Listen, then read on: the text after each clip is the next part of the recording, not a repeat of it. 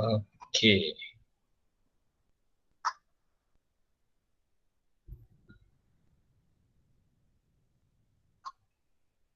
Baik. Kita bermula dengan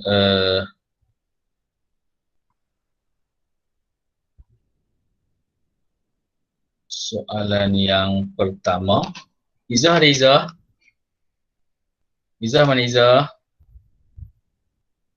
Ya, cikgu. Okey, Izzah ada.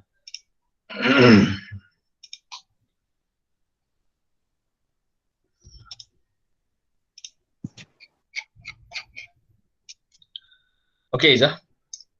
Boleh nampak dekat skrin awak? Okay, saya besarkan sikit. Alright.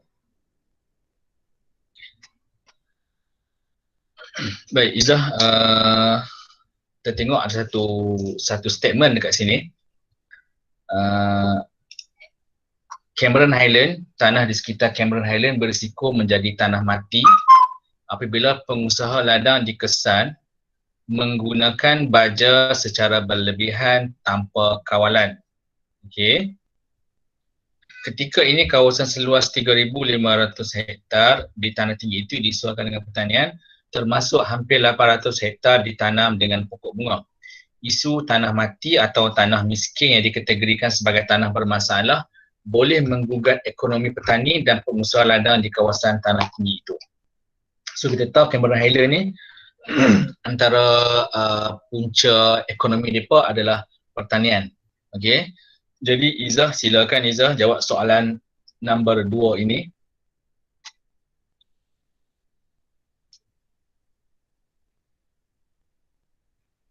Izzah, silakan.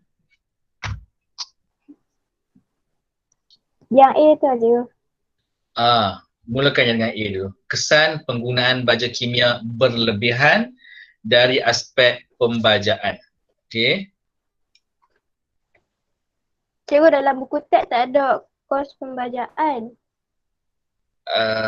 Maksudnya macam ni. Kalau baja tu kita guna banyak, daripada segi kos, apa yang akan berlaku dekat kita? Okey. Jika pengguna baja kimia tidak dikawal, kemungkinan pengguna secara berlebihan akan berlaku.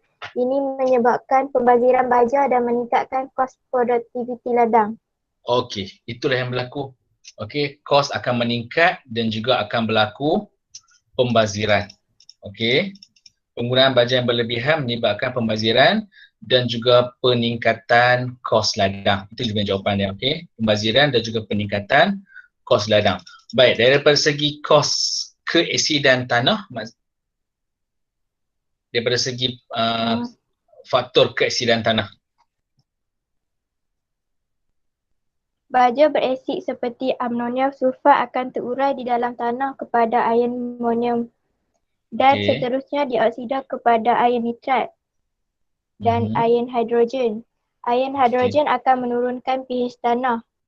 Penggunaan berulang kali boleh menyebabkan pengumpulan toksik bahan kimia seperti arsenik, kadmium dan uranium dalam tanah. Penggunaan baja juga boleh mempengaruhi pH tanah. Okey. So macam kita pakai baja ni, terutamanya baja kimia, dia akan menyebabkan tanah kita makin beresid. Okey. Jadi tanah baja kimia ni dia akan membebaskan ion hidrogen yang mana ia akan menurunkan nilai pH tanah. Jadi bila nilai pH tanah tu turun, tanah tu makin beresid ataupun makin beralkali.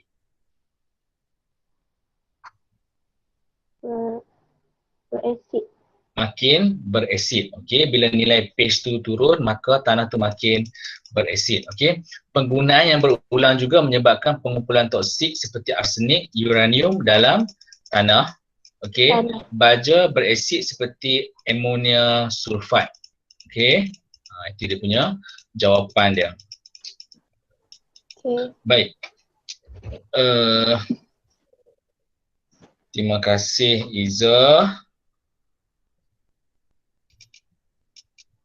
Baik, hari ini seterusnya kita nak pergi ke soalan yang seterusnya. Fahmi. Fahmi, sila Fahmi. Soalan ni kerap kali dah kita buat. Baja. Ya, ni Fahmi. Nombor 1, 46 bahagi 100 kali 50.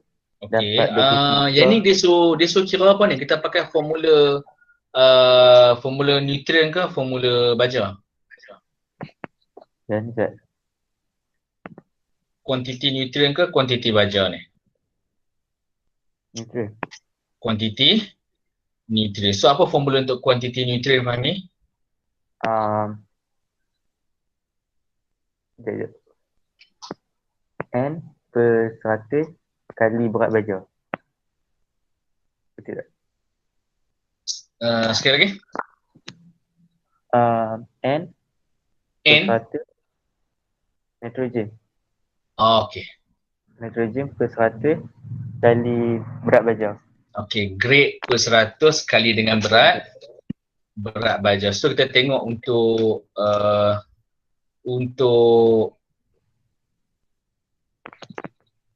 nitrogen dahulu. Okey, untuk nitrogen dia punya grade dia 46. Betul? 46 ni urea. Kan 46 per dengan 100 kali dengan berat dia 50 kg. So kita dapat dia punya jawapan dia 23 kgN. Okey, 23 kgN nitrogen. Untuk kalium pula Fahmi? 12 per 100 bahagi 100 okey. kali 50. Okey, 12 kita ambil kat sini. Kan? 15 ni apa dia? Nutrien apa 15 ni Fahmi? Untuk baja sebatian? Sebatian. Untuk baja sebatian ni baja sebatian kan. Okey, 15 ni grade untuk apa?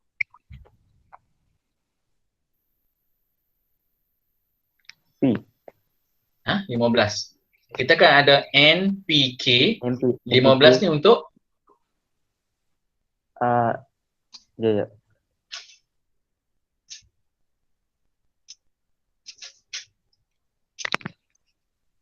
Untuk K. Untuk apa? Kuat sikit ni. K. K, 15 ni untuk K. NPK. 15 ni untuk apa? 15 untuk nitrogen. 17 untuk kalium. fosforus. Fosforus silap. 12 untuk NPK fosforus. 12 untuk kalium. Okey, so soalan dia nak kalium. Jadi kita ambil grade 12 lah. Sebab 12 ni untuk kalium. Okey, jadi pakai formula yang sama. Grade per 100 kali dengan berat baja. 12 per 100 kali dengan berat baja 50 kg. So kita akan dapat 6 kg kalium. Betul Fahmi? Betul. Betul. Okey, baik. Terima kasih Fahmi. So, soalan yang seterusnya. Terima kasih Fahmi. Soalan yang seterusnya.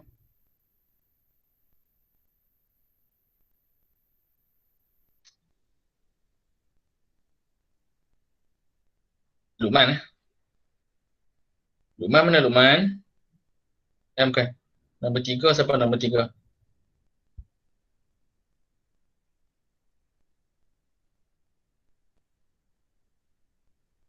Ya. Mana Luqman? Nombor 3 Luqman.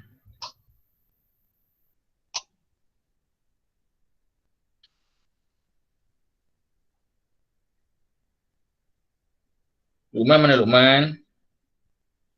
Masuk tak Luqman?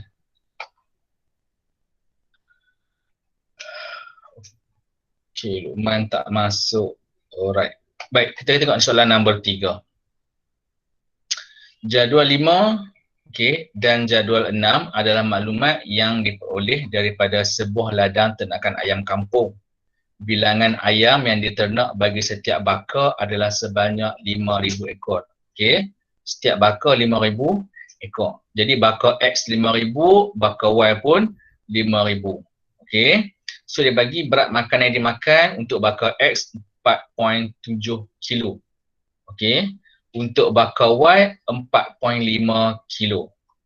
Purata untuk berat permulaan untuk bakal X 0.04 kilo. Untuk purata untuk permulaan bakal Y 0.035. Untuk berat terakhir bagi bakal X adalah 1.62 dan untuk bakal Y adalah 1.61. Jadual 5 ni boleh faham tak? Jadual 5 ni boleh faham tak?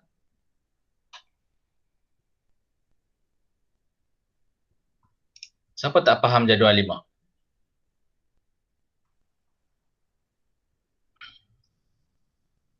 Fahmi faham tak Fahmi? Jadual 5 ni? Tak faham sangat aku. Tak faham?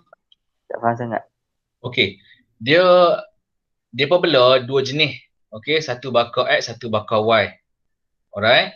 Sepanjang dia bela tu, start daripada mula-mula dia masuk tu, berat dia untuk bakal X 0.04.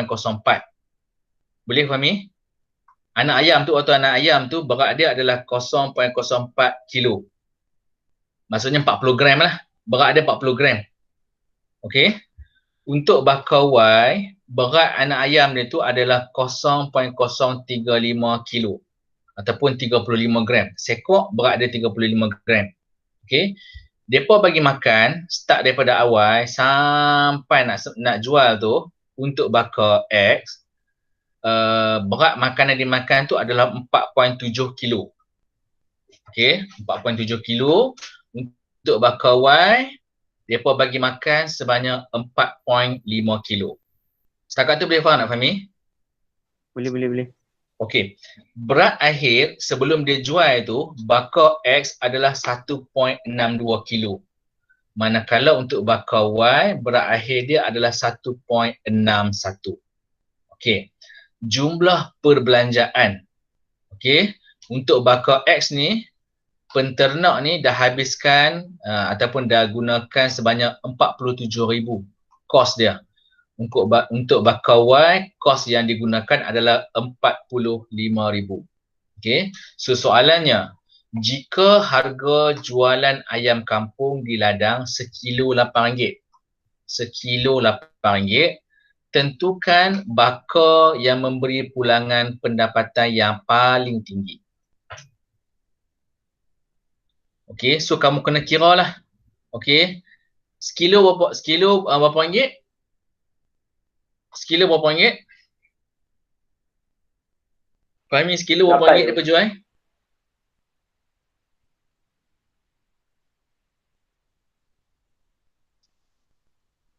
Sekilo berapa ringgit Fahmi dia berjual? Kilo 8. Kilo RM8. Okey, sekilo RM8. Semua ada berapa ribu ekor? 5,000 ekor. 5,000. Semua ada 5,000 ekor untuk setiap bakal. Bakal X 5,000, bakal Y pun 5,000. Okey. So untuk bakal X, sekok berapa berat dia? 1.62 kilo. Untuk bakal Y berat dia berapa? 1.61. Okey, jadi kamu kira lah jumlah pendapatan untuk bakal X, berat dia 1.62 kilo kali sekilo RM8 kali dengan 5,000 ekor. Maka kamu akan dapat pendapatan kamu.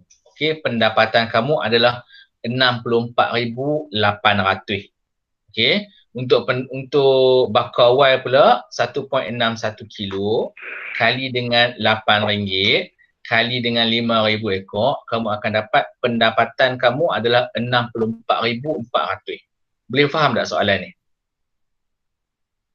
Kelas boleh faham tak soalan ni? Boleh juga boleh. Okey, baik, saya teruskan. Jadi kamu nak pilih bakal mana? Bakal X ke bakal Y yang pendapatan tinggi? Bakal X pendapatan tinggi. Okey, mesti kita akan pilih bakal X. Okey, sebab pendapatan yang paling tinggi adalah bakal X. Okey. Baik, soalan yang seterusnya. Okey. Ayah kan? Soalan seterusnya Ayah tu ya? Betul. Okey, Ayah silakan Ayah. Soalan dia berdasarkan analisis anda, hitungkan pulangan modal bagi bakar ayam itu. Apa formula untuk pulangan modal, Yesh? Pendapatan bahagi perbelanjaan. Pendapatan bahagi perbelanjaan. Pendapatan kamu berapa? Untuk bakar X. untuk bakar X ni, pendapatan kamu berapa? 64,800. 64,800. Perbelanjaan kamu? 47,000. 47,000. Maka kamu akan dapat dia punya pulangan modal dia adalah 1.38. Maksudnya 1.38 atas RM1 yang kamu belanjakan, kamu untung berapa sen? 38 sen. 38 sen. Okey. Atas RM1 yang kamu belanjakan, kamu untung 38 sen. So soalan nombor 2, bakar ayam manakah yang paling sesuai diternak? X ke Y? Yang diternak bakar Y. Y. Kenapa? Sebab dia punya perbelanjaan dia kurang daripada bakar X. Perbelanjaan dia kurang. Bakar Y, perbelanjaan dia kurang. Oh, kita nak kira tu bukan berdasarkan pada perbelanjaan dia, kita kira berdasarkan pada pulangan modal dia. Okey? Tadi kita punya bakar X tadi, pulangan modal kita RM1 yang kita belanjakan, 38 sen kita untung. Betul tak? Betul. Okey. Kalau untuk bakar Y, kita kena kira juga pulangan modal dia. 64,400 kita punya pendapatan. Bahagi dengan perbelanjaan kita 45,000, kita akan dapat 1.43. Maksudnya apa hari 1.43? Pulangan modal dia lebih. Maksudnya pulangan modal dia lebih ya. Betul? Kita belanja RM1, kita dapat 43 sen. Betul? Kalau yang bakar X, kita belanja RM1, kita dapat 38 sen saja. Betul? Betul. Jadi kita nak pilih yang Y ke X? Kita pilih Y. Kita pilih bakar Y. Okey, kita pilih bakar Y. Okey. Seterusnya, terangkan satu faktor yang mempengaruhi anda memilih bakar tersebut. Pasal apa kamu pilih bakar Y tu? Sebab dia keuntungan dia macam tadi lah. Keuntungan dia tinggi. Keuntungan dia tinggi. Okey, lagi? Lepas tu dia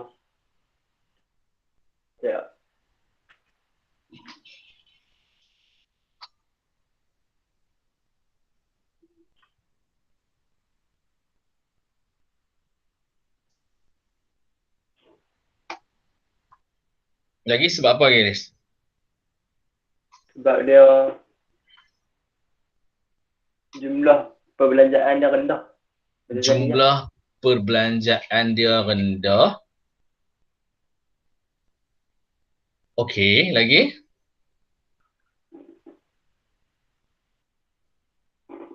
Ada lagi dah faktor lain? Apa dia? Pulangan modal rendah. Lebih rendah. Pulangan modal? Lebih rendah. Lebih rendah? Ni tengok Y. Adakah Y lebih rendah? Y lebih tinggi. Pulangan modal Y lebih tinggi. Okey. So, saya bagi jawapan saya nah. NPM dia lebih rendah. Kalau kamu kira NPM, okey, lebih rendah. Kecekapan penukaran makanan yang lebih baik. Jumlah belanjaan yang lebih rendah macam yang Aziz kata tadi. Pulangan modal yang lebih tinggi dan keuntungan yang lebih tinggi.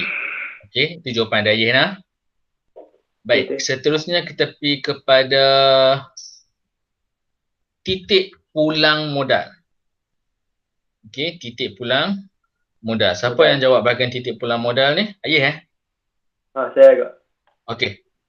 Apa formula untuk titik pulang modal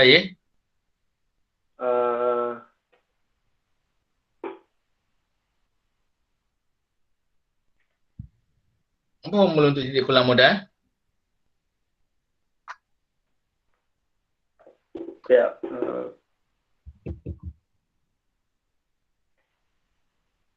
Pendapatan total.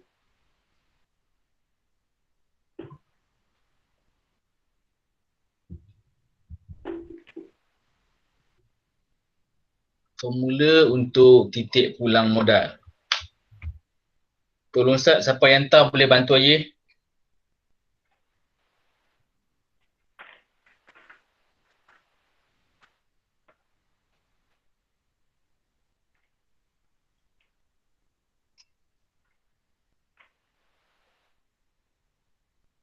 Ingat tak Ayah? Tak ingat cikgu. Tak ingat. Apa? Baik. Formula untuk titik pulang modal adalah perbelanjaan bahagi Jangan bagi kuantiti hasil.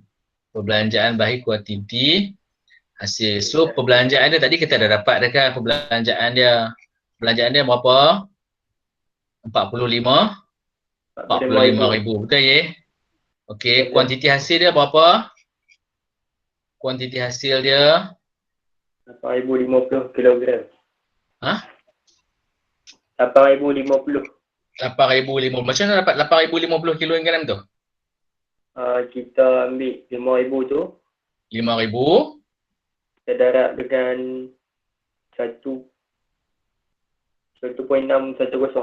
Okey, 5,000 kali dengan 1.610. Okey, 5,000 kali dengan 1.610, maka kita akan dapat 8,050. Okey, jadi titik pulang modal kita, perbelanjaan bahagi kuantiti hasil, kita dapat RM RM5.59 kg. Okey, RM5.59 kg. Maksudnya modal kita RM5.59 kg. Kalau kita jual kurang daripada RM5.59 kg, kita akan rugi. Okey. Baik, terima kasih Ayah.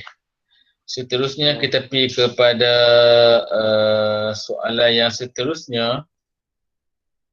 Kita silakan. Syuhada ada syuhada?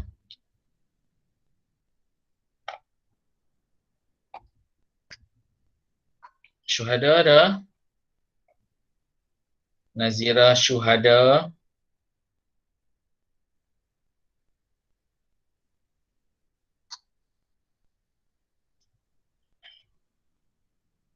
Nazira syuhada ada ke tak ada? Syuhada tak ada cikgu. Ha? Ada tak Nazira syuhada? Kau tak masuk pun. Tak ada cikgu. Tak masuk cikgu. Ada? Dia tak masuk dah.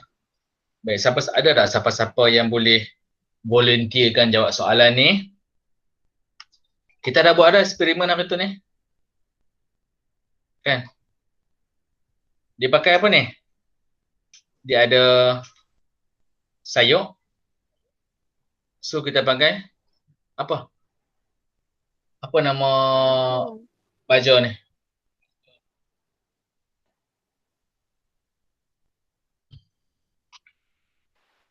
Cepat kita pakai sayur. FPJ. Ha? FPJ. FPJ, fermented plant juice. Okey. So raja di bawah menunjukkan bahan dan alatan yang digunakan untuk menghasilkan baja organik. Hari itu kita buat berapa jenis baja? Berapa jenis baja eksperimen kita buat hari itu?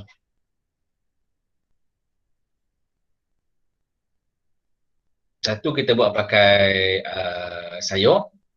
Okey, FPJ lagi. Ikan apa dia ikan? Fish amino acid. Fish amino acid. Yang kedua, yang ketiga kita buat pakai buah. Fermented fruit juice. Fermented fruit juice. Okey, last kali kita pakai kulit telur. Calcium phosphate. Kalsium fosfat. Okey, baik. Namakan baja organik tersebut. So, baja ni nama fermented plant juice. Okey, FPJ. Baik, yang kedua, huraikan kaedah untuk menghasilkan baja organik tersebut. Yang ini kamu kena tengok dalam buku teks. Okey? Sebab kamu senaraikan dia punya langkah-langkah dia. Alright, ini kamu kena hafal lah. Cikgu tak boleh nak tolong. Okey? Yang ini kamu kena hafalkan kaedah untuk menghasilkan baja fermented plant juice ni. Okey. So saya baca yang pertama sekali, sediakan bahan-bahan dan peralatan diperlukan. Potong sisa tanaman bersaiz antara 5 hingga 10 cm. Timbang dan masukkan ke dalam mangkuk. Gaulkan kangkung ataupun sayuran ni bersama-sama dengan gula merah dengan kadar 1:1. 1:1. Maksudnya kalau kamu timbang sayur tu 100 gram, so gula merah tu pun kena berapa? 1 gram tak? 100 gram juga. Okey. Kemudian masukkan ke dalam bekas sehingga penuh dan tutup dengan kertas. Last kali ikat dengan gelang getah. Okey, simpan di tempat redup selama 5 hingga 7 hari. Lepas tu kita tapis dan simpan dalam bekas. Baru boleh guna. Okey. Baik, kita seterusnya kita pergi kepada selain daripada FPJ tadi, apa lagi baja organik yang kamu buat? Tak saya tanya lah tak ni. Selain daripada FPJ. FFJ. FEA. FFJ, okey, fermented fruit juice. Satu lagi FAA, fish amino acid. Satu lagi kulit telur apa dia? Kalsium fosfat. Kalsium fosfat. Okey, so tulislah mana-mana pun, dia minta satu saja kan, so tulislah yang mana-mana pun. Okey, last sekali huraikan 2 kebaikan penggunaan baja organik. Soalan ni popular, selalu sangat tanya. Okey, kebaikan penggunaan baja organik. Apa kebaikan dia, baja organik ni jika dibandingkan dengan baja kimia?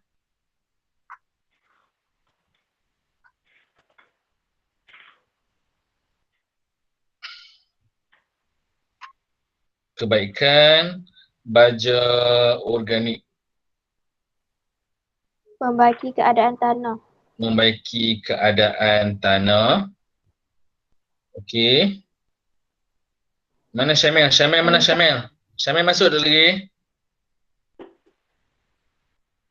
Syamil ada tak? Syamil. Syamil masuk tak? Kebaikan baja organik. Okey kelas, apa dia kebaikan baja organik kelas? Membaiki keadaan tanah, okey, iaitu membaiki tekstur dan juga struktur tanah. Meningkatkan kadar penyerapan dan pegangan air, okey, mikroorganisma dalam baja organik berupaya menambah rongga udara dalam tanah, okey, menyebabkan peningkatan kadar serapan air akibat daripada penambahan liang mikro dalam tanah, menambahkan kandungan nutrien dalam tanah, okey, perebutan bahan organik meningkatkan pegangan nutrien tanah kerana mempunyai banyak cas negatif yang berupaya mengikat nutrien bercas positif, menambahkan mikrob dalam tanah, okey, mikroorganisma dalam baja organik membantu mengurangkan sisa tanaman dan haiwan. Dan last sekali, baja organik juga menjadi tempat pembiakan mikroorganisma tanah kerana ia menjadi sumber makanan. Okay, itu adalah kebaikan baja organik. Kamu kena ingat kebaikan baja organik ni selalu sangat tanya. Kebaikan baja organik, kebaikan baja kimia, kesan sampingan baja organik, kesan sampingan baja kimia. Soalan tu selalu sangat tanya. Okay, sangat popular. Boleh tolong hafal. Baik, yang seterusnya. Siapa jawab soalan ni? Okey, yang seterusnya bahagian poultry. Yang bahagian poultry.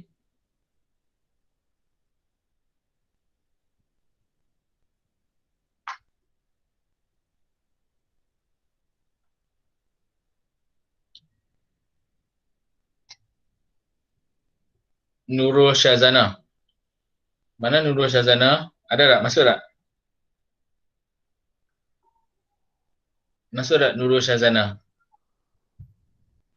Tak ada, tak ada. Tak ada ah? Pun tak ada juga. Baik. Kita pergi kepada poultry, satu lepas bebas, satu lagi reban mudah alih. Kita belajar 3 sistem dalam peternakan poultry. Apa dia 3 sistem tu? Sebut Zat 3 tu. Separa intensif. Separa intensif, Integrasi. intensif, satu lagi Integrasi. integrasi. Okey, baik, ada 3 jenis. So yang ini dia lepas bebas dan juga reban mudah alih. Ini apa dia punya sistem dia? Sistem peternakan poultry apa? Separa intensif. Ha? Separa intensif. Separa intensif. Okey, ini adalah separa intensif. Okey. Baik.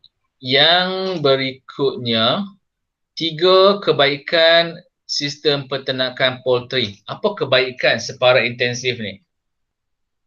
Okey, separa intensif ni maksudnya macam mana? Contoh Ustaz kat saya separa intensif ni maksudnya macam mana? Kita lepas terus ke? Separa intensif? Kita lepas tapi ada pengawasan. Okey, maksudnya pengawasan tu macam mana? Kita berpagak sekeliling tu. Sekeliling tempat Okey, yang kita kita berpagak lepas tu. sekeliling. Dia perlukan reban tak? Separa intensif ni? Tak perlu. Tak perlu? Perlu. Perlu Kita untuk masih dia. perlukan reban. Okey. Reban ni dia akan masuk dalam reban pada waktu malam. Alright. Bila tengah hari, dia akan keluar daripada reban untuk mencari makanan tambahan. Okey, dia masih lagi memerlukan reban. Alright. Baik, 3 kebaikan sistem peternakan poultry. Yang pertama sekali bentuk reban yang bebas. Buatlah macam mana reban, tak apa. Kalau peternakan intensif, kita terikat dengan berapa jenis reban?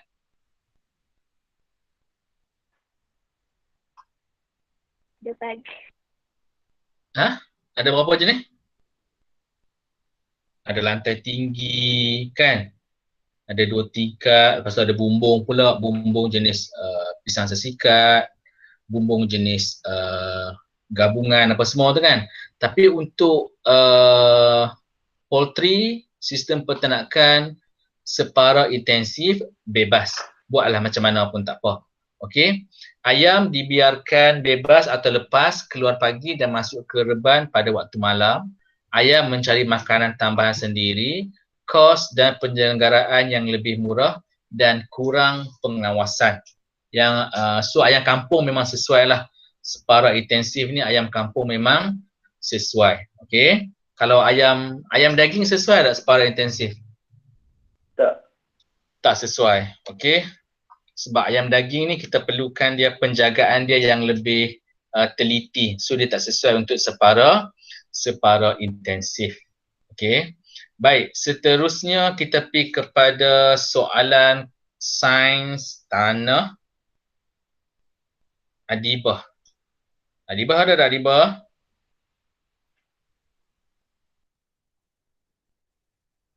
Adibah ada tak? Adibah masuk tak Adibah?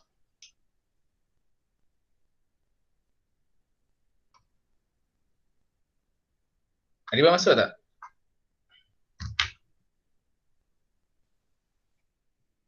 Tak masuk cikgu. Tak ada. Tak ada. Tak ada juga? Nampak macam dia masuk tadi. Tak dah keluar dah. Adibah, oh tak ada. Okey, tak apa. Baik. Siapa nak jawab soalan ni? Dah selalu sangat dah kita jawab soalan ni.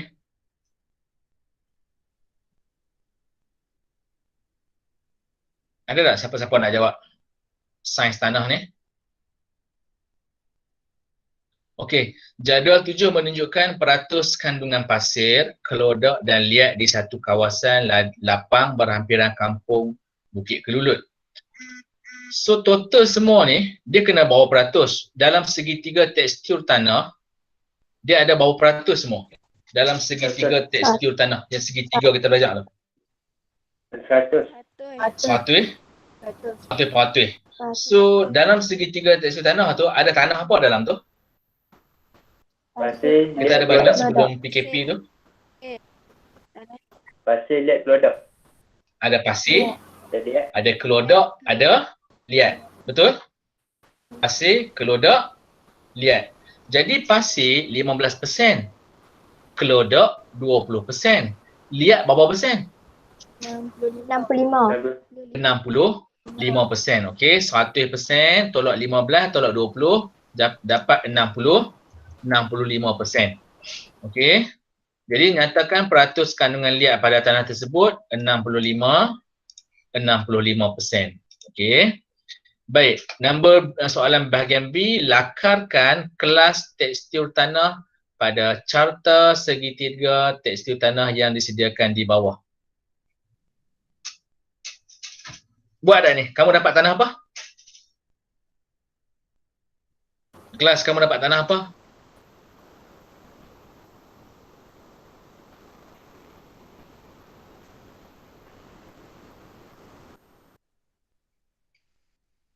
Kita akan dapat tanah liat. Okey. Sekejap aku tunjuk tak.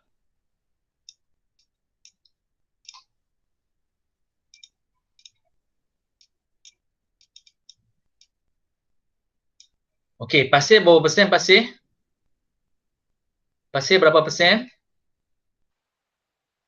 15. Pasir 15%. Okey, pasir 15%. 10, 20. Okey, 15 kat sini. Betul? Okey, 15. Betul. Kelodak berapa persen kelodak? 20. Kelodak 20%. Okey, kelodak 20%. Alright, liat berapa persen liat? 65. Liat 65% dekat sini. So, tanah tu tanah apa? Nampak titik pertemuan ni? Tanah liat. Tanah liat. Tanah tu tanah apa?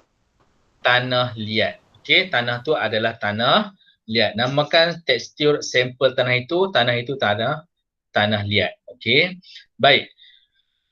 Selain daripada kaedah segitiga ni, apa lagi kaedah untuk menguji sampel tanah? Hari tu kita ada buat eksperimen hari tu.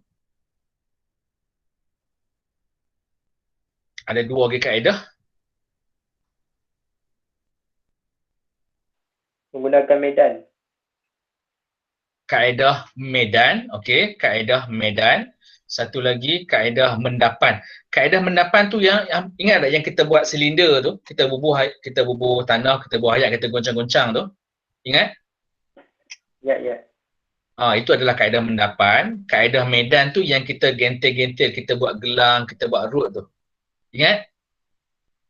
Ya. Itu adalah kaedah medan ataupun kaedah menggunakan jari. Okey. Dua kelemahan sampel tanah tersebut. Tanah apa yang kita masukkan ni? Tanah apa yang kita masukkan ni? Tanah liat. So apa kelemahan tanah liat ni? Apa kelemahan tanah liat? Penyaliran dia macam mana? Penyaliran dia tidak baik. Penyaliran yang tidak baik. Okey, lagi. Apa lagi kelemahan dia? Kandungan nutrien rendah. Kandungan nutrien yang rendah. Okey. Melekit bila basah dan keras apabila kering. Saiz rongga yang terlalu kecil. Ini adalah kelemahan ataupun masalah-masalah yang ada pada tanah liat. Okey, macam kamu tengok orang buat bendang lah kan, buat bendang. Betul? Dia menakung ayak, saliran kurang baik. Okey, saiz rongga yang terlalu kecil. Okey, 3 cara untuk memperbaiki keadaan tanah tersebut. Bila kita soalan, dia tanya pasal untuk memperbaiki tanah, kamu kena bagi berapa? Kaedah memperbaiki tanah, kamu kena buat berapa? 3. Minggu lepas kita ada soalan daripada Terengganu tu. Apa kaedah memperbaiki tanah? Pengapuran. Ada berapa? Ada berapa kaedah memperbaiki tanah? Ada berapa?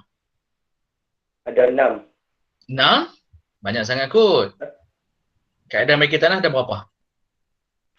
Kan tak silap.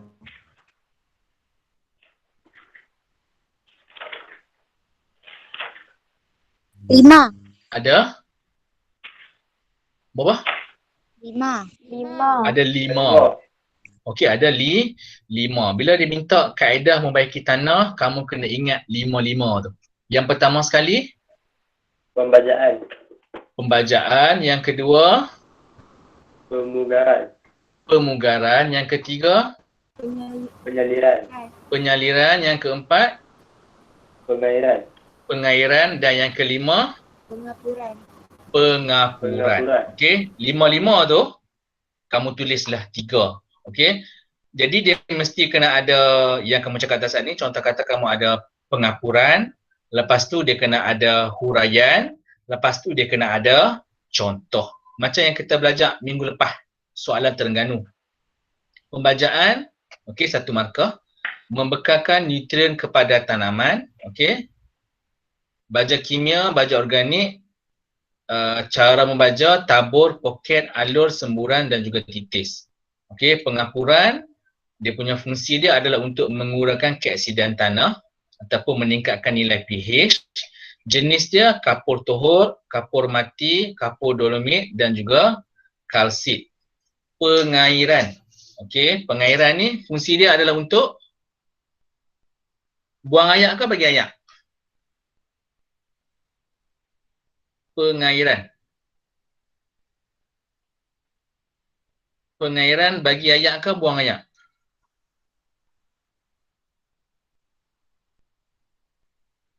Kelas, pengairan ni bagi air, buang air ke ataupun bagi air kat pokok? Bagi. Bagi air. Okey, pengairan ni adalah untuk membekalkan air pada tanaman. Contohnya kaedah pengairan titisan. Okey. Baik, pemugaran. Pemugaran fungsi dia adalah untuk, apa fungsi pemugaran? Memotong, mengangkat, memecah dan membalikkan tanah. Okey, contoh pemugaran ada 2, pemugaran primer dan juga pemugaran sekunder. Okey. Baik, last sekali penyaliran. Penyaliran ni kita buang air. Okey, membuat alur, saliran, parit untuk mengeluarkan air keluar daripada tapak penanaman supaya air tidak bertakung. Contoh penyaliran seperti parit rawak, sistem parit tulang hering dan juga sistem parit selari. Okey. Baik, satu contoh tanaman yang sesuai ditanam dengan tanah tersebut. Tanah liat. Apa pokok yang sesuai kita tanam? Padi lagi? Padi. Selain daripada padi, kita boleh tanam apa? Jagung. Tebu. Tebu. Satu lagi? Jagung. Padi, tebu. Satu lagi kita boleh tanam? Jagung. Jagung. Okey, padi, tebu dan juga jagung. Alright. Baik, ada soalan ada nak tanya saya? Okey, perbincangan kita hari ini start daripada atas sampailah ke bawah. Soalan-soalannya adalah soalan-soalan yang kamu tak faham. Boleh tanya saya sebelum kita habiskan kita punya kelas. Ada soalan?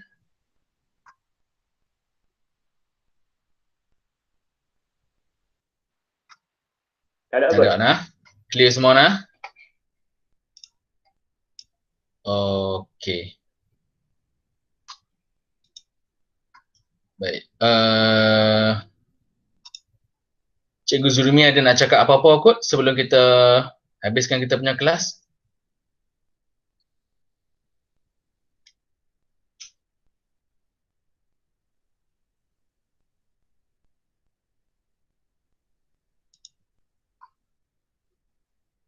Cikgu Mi ada nak cakap apa-apa ke kot sebelum kita habiskan kita punya kelas? Ya, baik. Terima kasih Cik Zul dan anak-anak semua yang mengikuti kelas hari ini. Dan cikgu harap lepas ni kita akan jumpa dan lagi ramai lah yang boleh masuk. Memang masalah internet kita ni problem lah. Okay. Yang cikgu punya pun tadi sekejap hilang, sekejap ada. Okey, tahniah untuk semua. Terima kasih banyak-banyak. Mudah-mudahan kita mendapat manfaat lah daripada kelas yang hari ini. Dan sekiranya awak tak faham apa-apa, boleh tanya cikgu ataupun cikgu Izul, okay, melalui WhatsApp dan sebagainya lah. Okay. Jangan biar awak tak faham tu.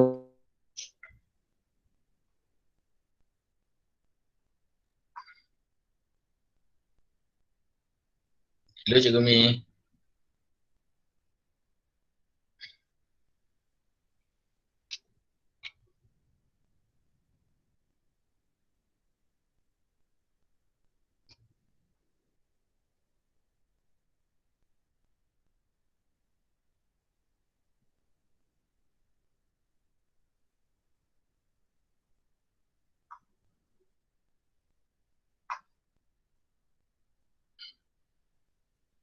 Okey baik, sebelum hello Cikgu Mi. Hello. Tu. Ya. Lost dah saat ni. Masalah internet saya pun problem kalau kat rumah. Musim hujan sama sekarang ni. Ya. Okey. Baik, Okey, kelas terima ada kasih. soalan lagi Terima kan kasih. nak tanya? Kelas, sebelum kita habiskan kita punya kelas kita hari ni, ada soalan lagi? Tak ada. Tak ada dah? Tak ada, Baik, cikgu. terima kasih. Okey, saya sudahkan dengan Assalamualaikum warahmatullahi wabarakatuh. Jumpa pada kelas yang akan datang. Terima kasih semua. Terima kasih cikgu. Sama. Terima kasih, cikgu. Sama.